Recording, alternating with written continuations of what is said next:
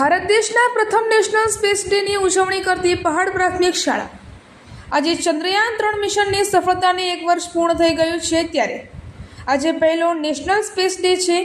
ઇસરોએ ચંદ્રના દક્ષિણ ધ્રુવ પર પ્રજ્ઞાન રોવર વિક્રમ લેન્ડર ઉતાર્યું હતું। ચંદ્રયાન-3ના સોફ્ટ લેન્ડિંગની યાદમાં સરકારે 23 ઓગસ્ટે રાષ્ટ્રીય અવકાશ દિવસની ઉજવણી કરવાની જાહેરાત કરી હતી।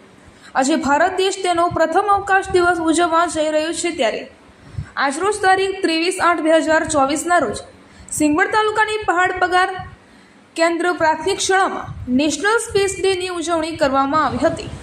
શાળાના ઉત્સાહી ગણિત વિજ્ઞાન શિક્ષક શ્રી સંજયકુમાર છોટુભાઈ વાળંદે ચંદ્રયાન મોડ્યુલ, સ્પેસ સાયન્સ, ઇસરોની સિદ્ધિઓ જેવી કે આદિત્ય સ્પેસ ટેકનોલોજી જેવા વિષયો આધારિત માહિતી આપી હતી અને આ માહિતી આપી બાળકોને માહિતગાર કર્યા હતા। સંજય કુમારના માર્ગદર્શન હેઠળ 45 જેટલા બાળકોએ ભેગા મળીને 15 જેટલા રોકેટના મોડલ બનાવી રોકેટ ઉડાવી મજા માણી હતી અને આ કાર્યક્રમનો મુખ્ય હેતુ યુવાનોને સ્પેસ ટેકનોલોજી અને તેના ઉપયોગ અંગે માહિતગાર કરવાનો હતો। અહેવાલ સુરેશ મકવાણા, ગુજરાત બ્યુરો ચીફ।